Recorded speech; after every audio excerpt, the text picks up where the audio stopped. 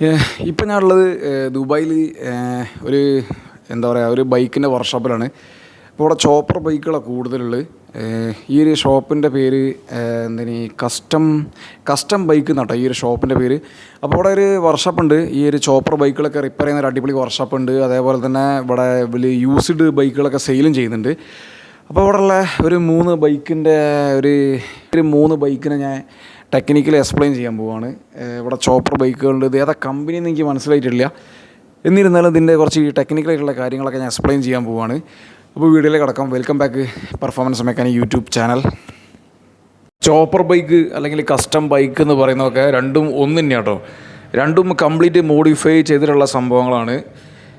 ഇവിടെ ഫസ്റ്റിലുള്ള ഈ ഒരു ബൈക്കിനെ ഇപ്പോൾ നോക്കാം. ഈ ഒരു ബൈക്ക് ഹാർലി ഡേവിഡ്സൺ എൻജിൻ അതിലുള്ളത്. അപ്പോൾ അതിൻ്റെ ഏതൊരു മോഡലാണ് സംഭവം ഇത്. അപ്പോൾ അത് അവർ കംപ്ലീറ്റ് മോഡിഫൈ ചെയ്തിട്ടുണ്ട്. ഇതിന് നല്ല വൈഡ് ഹാൻഡിൽ കൊടുത്തിട്ടുണ്ട്. എനിക്കൊന്ന് ഒരു 1.5 മീറ്ററോളം വരും ഇതിൻ്റെ വൈഡ്. അത്രയും വൈഡായിട്ട് നമ്മൾ പിടിക്കണം ഇതിൻ്റെ ഹാൻഡിൽ. അതേപോലെ ഫ്രണ്ടിലെ ഹെഡ്ലൈറ്റ്, ഫ്രണ്ടിലെ ഫോർക്കൊക്കെ മോഡിഫൈ ചെയ്തിട്ടുള്ളതാണ്. ഇതിന് നല്ല വീതിയുള്ള ടയറുണ്ട് ഫ്രണ്ടിൽ. അതേപോലെ ചെറിയ റിമ്മാണ് വരുന്നത്. അതേപോലെ നമുക്കും ഇതേപോലെ വേണമെങ്കിൽ ചെയ്യാൻ പറ്റും. ചെറിയ റിമ്മിൽ നല്ല വീതിയുള്ള ടയർ ഫിറ്റ് ചെയ്യുന്ന സംഭവം. അത് നല്ല വീതി ഉണ്ട് ഈ ഒരു ടയറിന് ഫ്രണ്ടിലെ. അതേപോലെ റിയറിലെ ടയറിനും ഈ ഒരു സൈസിന് വരുന്നത്. അപ്പോൾ ഈ ഒരു വണ്ടി കാണാൻ നല്ലൊരു ലുക്കായിരിക്കും. ഫ്രണ്ടിലും റിയറിലും നല്ല വണ്ണുള്ള ടയറാണ് വരുന്നത്. പിന്നെ ഇൻഡിക്കേറ്ററൊക്കെ കാണാം. അതിൻ്റെ കേബിളൊക്കെ നല്ല ലെങ്ത്തുള്ള കേബിൾ കാര്യങ്ങളൊക്കെയുള്ളത്. അതേപോലെ അതിൻ്റെ ഫ്യൂവൽ ടാങ്ക് ലേശം ചെറുതാണ്. അതിന് എൻജിൻ ലേശം സൈസ് കൂടുതലാണ്. അങ്ങനെയൊക്കെയാണ് ഇതിൻ്റെ ഡിസൈനിങ്. ഇവിടെ അതിൻ്റെ എൻജിൻ ഓയിലൊക്കെ ഫില്ല് ചെയ്യുന്ന ടാങ്ക് കാണാം. അതേപോലെ അതിൻ്റെ എൻജിൻ ഹാർലി ഡേവിഡ്സൻ്റെ എൻജിനാണ് വരുന്നത്. അതുപോലെ അതിൻ്റെ പുഷ് റോഡ്, ഇതിൻ്റെ കാർബറേറ്റർ സംഭവങ്ങളൊക്കെ കൂടെ കാണാം. ഇവിടെ അതിൻ്റെ ത്രോട്ടിലിൻ്റെ കേബിള്, ഇതിൻ്റെ എയർ ഫിൽറ്റർ കേട്ടോ. എയർ ഫിൽറ്റർ ഇല്ല, അത് ജസ്റ്റ് ഇങ്ങനെ ഒരു നെറ്റ് പോലെ കൊടുത്തിട്ടുള്ളത്. പുഷ് റോഡൊക്കെ അവിടെ കാണാം. ഇത് റോക്ക് റാമ്പ് മെക്കാനിക്സാണ് വരുന്നത്. പഴയ ബുള്ളറ്റിനൊക്കെ ഉള്ള പോലത്തെ ഒരു സംഭവമാണിത്. അതുപോലെ ഇതിൻ്റെ ബ്രേക്കിൻ്റെ പെഡൽ, ഇത് ബ്രേക്കാണ് ഈ സൈഡിൽ. അതുപോലെ എക്സോസ്റ്റ് പൈപ്പൊക്കെ നേരക്ക് 2 പൈപ്പാണ് കൊടുത്തിട്ടുള്ളത്. അതുകൊണ്ട് നല്ല ലൗഡ് സൗണ്ട് വയ്ക്കും. അതുപോലെ ഇതിൻ്റെ പെട്രോൾ ഓൺ ഓഫ് ആക്കുന്ന വാൽവ് സംഭവങ്ങളൊക്കെ കൂടെ കാണാം. ഈ സൈഡിൽ ഇതിൻ്റെ ഇഗ്നീഷൻ കോയിൽ, ഇതിൻ്റെ ഗിയർ ലിവറിൻ്റെ ആ ഒരു മെക്കാനിസം. ഈ സൈഡിൽ ഇതിൻ്റെ ഗിയറിൻ്റെ ലിവറായിട്ടാണ് കാണുന്നത്. അതുപോലെ ഫ്യൂവലിൻ്റെ ടാങ്കൊക്കെ ഹാൻഡ് മെയ്ഡ് അവർ ഉണ്ടാക്കിയെടുക്കുന്നതാണ്. അതുപോലെ ഇത് ഭയങ്കര എക്സ്പെൻസീവ് ആയിരിക്കും കേട്ടോ. അങ്ങനെ കസ്റ്റം ചെയ്തെടുക്കുന്ന ബൈക്ക് ഇതിൻ്റെ ഓരോ ഭാഗങ്ങളും നമ്മൾ ഹാൻഡ് മെയ്ഡ് ഉണ്ടാക്കിയെടുക്കുന്നതാണ്. ഈ റോബോട്ടിക് കമ്പ്യൂട്ടറൈസ്ഡ് കട്ടിങ് സംഭവങ്ങളൊക്കെ ചെയ്തിട്ട്. ഇവിടെ ഇതിൻ്റെ ഈ ഒരു മഡ്ഗാർഡ് ഈ ഒരു ടയറിനെ മേലെ ടച്ചായി കിടക്കുന്നുണ്ട്. എനിക്ക് തോന്നുന്നത് ഇതിന് എയർ സസ്പെൻഷൻ ഉണ്ട്. അപ്പോൾ ഈ വണ്ടി പൊങ്ങും താവും ചെയ്യും. വണ്ടി സ്റ്റാർട്ടാക്കിയാൽ വണ്ടി പൊങ്ങുണ്ടാവും. അപ്പോൾ ഇവിടെ ഇതിൻ്റെ ബ്രേക്ക് ഡിസ്ക്, ഇതിൻ്റെ കാലിബറ കാണാം. ബ്രേക്കിന് ഇതിനും ഫ്രണ്ടിലുള്ള അതേ ടയറും റിമ്മൊക്കെയാണ് ഇതിൻ്റെ റിയറിലും വരുന്നത്. അതുകൊണ്ട് തന്നെ ഈ ഒരു വണ്ടി കാണാൻ നല്ല രസം കേട്ടോ. ഇതേപോലെ വേണമെങ്കിൽ നമുക്ക് നമ്മൾ ബുള്ളറ്റിനൊക്കെ ട്രൈ ചെയ്യാം. ഫ്രണ്ടിലും റിയറിലും നല്ല വണ്ണുള്ള ടയർ ഇട്ടിട്ട് വണ്ടീനെ ഒരു പ്രത്യേക സ്റ്റൈലിലേക്ക് ആക്കിയെടുക്കാൻ സാധിക്കും. ഇവിടെ ഇതിൻ്റെ എക്സോസ്റ്റ് പൈപ്പൊക്കെ കാണാം. നല്ല തിക്നെസ് ഉള്ള നല്ല ക്വാളിറ്റിയുള്ള എക്സോസ്റ്റ് പൈപ്പ് കേട്ടോ.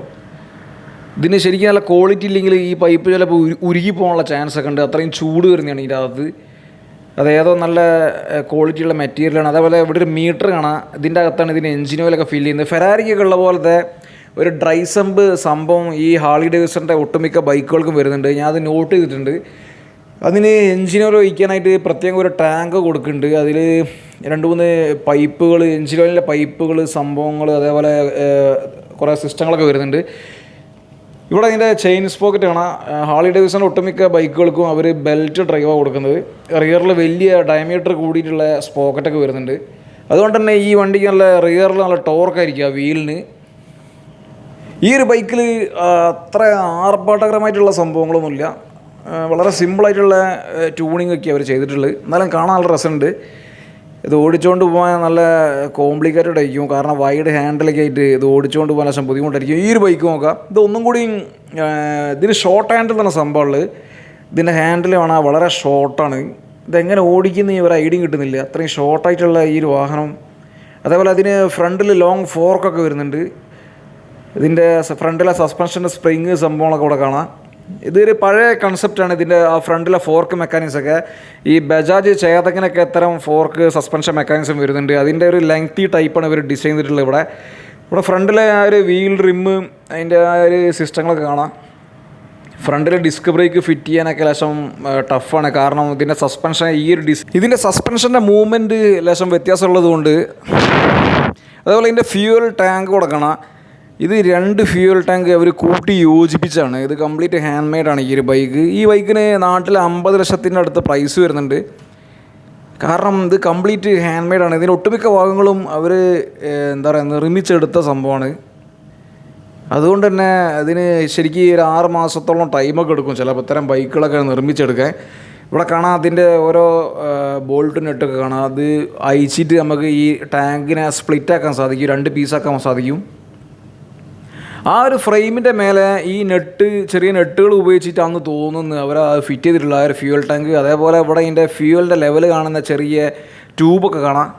അതേപോലെ ഇവിടെ വാൽവുണ്ട് പെട്രോൾ ഓൺ ഓഫ് ഒക്കെ ഉള്ളത്. അതേപോലെ ഈ ഒരു ബൈക്കിന് ബുള്ളറ്റിനൊക്കെ വരുന്ന പോലത്തെ ഒരു കോണ്ടാക്റ്റ് പോയിൻ്റൊക്കെ വരുന്നുണ്ട്.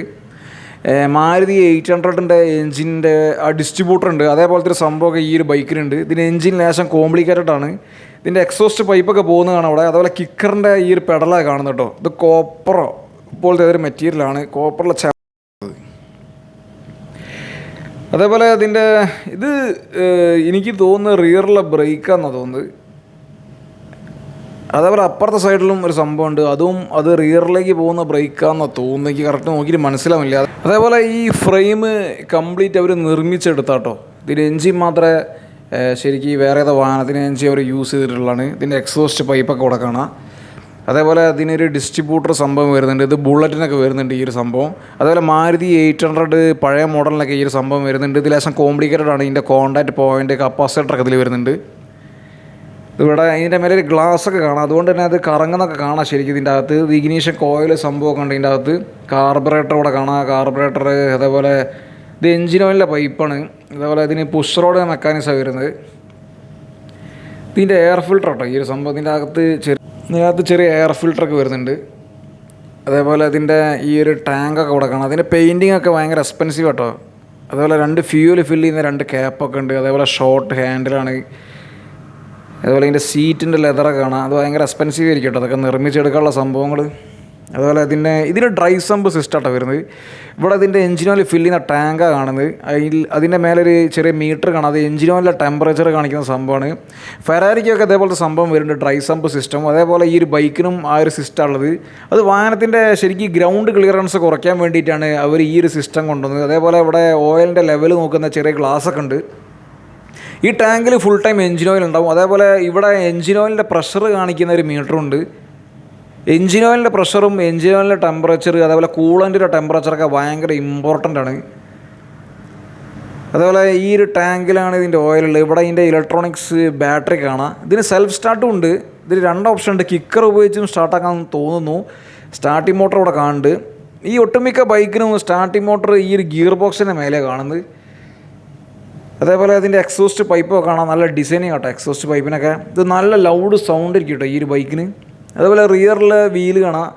റിയറിൽ ഈ സൈഡിൽ ബ്രേക്ക് ഡിസ്കും ബ്രേക്ക് ചെയിനും ഒന്നുമില്ല. അതുപോലെ ഇത് മൊത്തത്തിൽ ഒരു അടിപൊളി ബൈക്ക് കേട്ടോ. അത് എന്താ പറയുക, ഒരു യൂണീക്ക് സംഭവം. അത് ഈ സൈഡിലേക്ക് വരുമ്പോൾ അതിൻ്റെ ക്ലച്ചിൻ്റെ ബെൽറ്റൊക്കെ ഇവിടെ കാണാം. ഇവിടെ ഇതിൻ്റെ ടാങ്കിന് ഈ സൈഡിലും ഫ്യൂവലിൻ്റെ ഗേജ് കാണിക്കുന്ന ഒരു ചെറിയൊരു ഒരു ട്യൂബുണ്ട്. കാരണം അത് 2 ടാങ്കാണ്. 2 ടാങ്കിൽ എത്ര ഫ്യൂവൽ ഉണ്ട് നമുക്ക് കാണാൻ സാധിക്കും. അതേപോലെ അതിൻ്റെ ക്ലച്ചിൻ്റെ ബെൽറ്റ് ഇവിടെ കാണാം. നല്ല വീതിയുള്ള ബെൽറ്റ് അവർ കൊടുത്തിട്ടുള്ളത്, കാരണം അത്രയും എൻജിൻ്റെ ടോർക്ക് ഗിയർ ബോക്സിലേക്ക് എത്തണം. അതുപോലെ ഈ സൈഡിൽ ഒരു പെഡൽ കാണുന്നു. ഇവിടെ ഒരു പെഡലുണ്ട്. ഈ പെഡൽ ഗിയറിൻ്റെ പെഡലാണോ അതോ ബ്രേക്കാണോ എന്ന് മനസ്സിലാവില്ല. ഇവിടെ ഇതിൻ്റെ ക്ലച്ച് മെക്കാനിക്സൊക്കെ കാണാം, അതൊക്കെ ഓപ്പണാക്കി വെച്ചിട്ടുള്ളത്. ഇത് ഡ്രൈവ് ചെയ്യുന്ന സമയത്ത് കെയർഫുള്ളായിട്ട് ഡ്രൈവ് ചെയ്യണോ. ഈ കാണുന്ന ഈ നീല കളറിലുള്ള ഈ ഒരു ഹാൻഡിൽ ഇതിൻ്റെ ഗിയർ ലിവർ കേട്ടോ.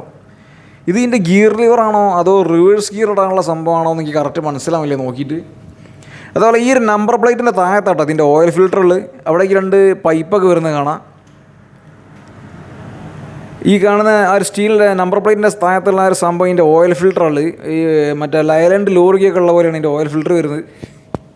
ഇനി ഇതിൻ്റെ അടുത്തൊരു ബൈക്കുണ്ട്. ഈ ഒരു ബൈക്കിന് ലോങ് ഫോർക്കൊക്കെ വരുന്നുണ്ട്. അതേപോലെ അതിന് ഷോർട്ട് ഹാൻഡിലൊക്കെ വരുന്നത്. അതിൻ്റെ ഹാൻഡിൽ വലിയ വൈഡൊന്നുമല്ല. അതുപോലെ ഭയങ്കര നീളമാണ് അതിൻ്റെ ഫോർക്കിന്. അതേപോലെ റിയറിലെ ടയർ ലംബോർഗിനി ഫെറാരിക്കൊക്കെ വരുന്ന 300 എന്താ പറയുക 300-325 സൈസ് വീതിയുള്ള ടയറാണ് വരുന്നത്. അതേപോലെ അതിൻ്റെ ടാങ്കൊക്കെ കംപ്ലീറ്റ് ഹാൻഡ് മെയ്ഡാണ്. ഇതിൻ്റെ എൻജിൻ ഏതൊരു സൂപ്പർ ബൈക്കിൻ്റെ എൻജിനാണ്. അതേപോലെ സിംഗിൾ സീറ്റാണ് വരുന്നത്. ഇതിന് സസ്പെൻഷനൊന്നുമില്ല കേട്ടോ, ഈ ഒരു ബൈക്കിന് സസ്പെൻഷൻ ഇല്ല. അതിൻ്റെ സീറ്റിനടിയിലുള്ള ഒരു സ്പ്രിങ് മാത്രമേ ഉള്ളൂ. ഈ കാണുന്ന സംഭവത്തിന് എഞ്ചിൻ ഓയിലിൻ്റെ ഫിൽറ്റർ കേട്ടോ. അതേപോലെ അതിൻ്റെ എക്സോസ്റ്റ് പൈപ്പ് കാണാം. എക്സോസ്റ്റ് പൈപ്പ് ഷോർട്ട് എക്സോസ്റ്റ് പൈപ്പാണ്, ഇവിടെ വെച്ചിട്ട് കട്ട് ചെയ്യുന്നുണ്ട്. അതേപോലെ അതിൻ്റെ കാർബറേറ്റർ, ഇതിൻ്റെ എയർ ഫിൽറ്ററിൻ്റെ കേസൊക്കെ അവിടെ കാണുന്നത്. ഈ കാണുന്നതിൻ്റെ എയർ ഫിൽറ്ററിൻ്റെ കേസാണ്. അവിടെ കാർബറേറ്റർ കാണാം. അതേപോലെ ഇതിൻ്റെ എക്സോസ്റ്റ് പൈപ്പ് ഇവിടെ കട്ട് ചെയ്ത് കാണാം, ഇതിൻ്റെ എൻഡ് ഇവിടെയാണ്. അതേപോലെ ഇതിന് റിയറിൽ വീതിയുള്ള ടയറായതുകൊണ്ട് ആ ഒരു ഗിയർ ബോക്സും ആ ഒരു റിയർലെസ് പോക്കറ്റും തമ്മിലുള്ള ആ ഒരു സ്പേസ് അഡ്ജസ്റ്റ് ചെയ്യാൻ വേണ്ടിയിട്ട് ഇവരിൽ സെപ്പറേറ്റ് ചെറിയ സ്പോക്കറ്റും ഒരു ഗിയർ ബോക്സും ഈ ഒരു സംഭവം ഇവർ നിർമ്മിച്ചെടുത്തിട്ടുള്ളതാണ്. പക്ഷെ അത് കണ്ടു കഴിഞ്ഞാൽ ഒറിജിനൽ ഈ വാഹനത്തിന് വരുന്നത് പോലെയുള്ളത് അതിൻ്റെ ഡിസൈനിങ് ഒക്കെ അത്രയും പെർഫെക്റ്റ് ആയിട്ടാണ് അവർ ഉണ്ടാക്കിയിട്ടുള്ളത്. ഇവിടെ ഇതിൻ്റെ സ്റ്റാർട്ടിങ് മോട്ടർ കാണാം, ഇതിൻ്റെ സ്റ്റാർട്ടിങ് മോട്ടർ. അതേപോലെ റിയറിലെ ഈ ഒരു സ്പോക്കറ്റിൻ്റെ ഉള്ളിൽ തന്നെയാണ് ഇതിൻ്റെ ബ്രേക്ക് ഡിസ്കും വരുന്നത്. ഇതിൻ്റെ റിയറിലെ ആ ഒരു ടയറിൻ്റെ വിടുത്ത് കൂടെ കാണാം. റിയറിലെ സ്പോക്കറ്റിൻ്റെ ഉള്ളിലാണ് ഇതിൻ്റെ ബ്രേക്ക് ഡിസ്ക് വരുന്നത്. ഇപ്പോൾ റിയറിലെ ബ്രേക്ക് ഡിസ്കും ഈ ഒരു ബെൽറ്റിൻ്റെ സ്പോക്കറ്റും ഒക്കെപ്പാടെ ഒരു പ്രത്യേക തരം കോംപ്ലിക്കേറ്റഡ് ആയിട്ടുള്ളൊരു സംഭവമാണ് ഇവിടെ നിർമ്മിച്ചിട്ടുള്ളത്.